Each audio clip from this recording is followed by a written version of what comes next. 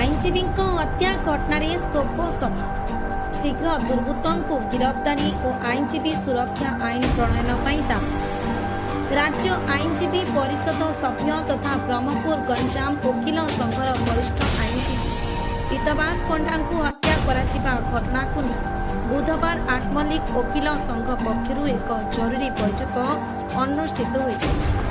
सभापति सुशांत कुमार महापात्र अध्यक्षतार अनुष्ठित यह बैठक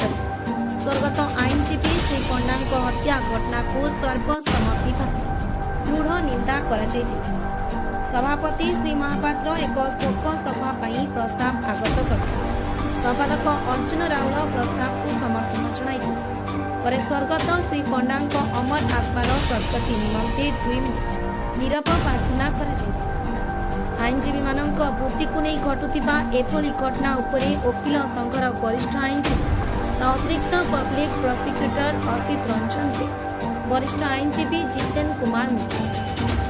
वामन कुमार मिश्र विजय कुमार महाकुड़ और भवानी प्रसाद ज्योतिष राय यह हत्याकांड घटना को तीव्र निंदा प्रकाश करने गभीर शोक प्रकाश कर शोक संतप्त परिवार प्रति समवेदना प्रकाश कर आईनजीवी मानक सुरक्षा केंद्र और राज्य सरकार तुरंत आईनजीवी सुरक्षा आईन आने को दाबी करते अन्य वकील संघ उपसभापति विद्युत कुमार पाणिग्राही स्वतंत्र सरकारी वकील अंतर्जामी सरकारी वकील विजय कुमार दत्त सरकारी वकील अवनी कुमार आचार्य सुधांशु कुमार सतपथी अलेख चंद्रकर सुनील कुमार शासनी राजेश कुमार मिश्र गणेश चंद्रकर संतोष कुमार त्रिपाठी जितेंद्र कुमार मुखी रामचंद्र कर्ण माधव चंद्र साहू उग्रसेन सेठी ललाटेन्दु दास पीतवास साहू प्रभाकर कंवर सुनील कुमार प्रधान समीर कुमार प्रधान प्रमुख उपस्थित ओडिशा राज्य आईनजीवी परिषद प्रस्ताव क्रमे वकील संघर समस्त आईनजीवी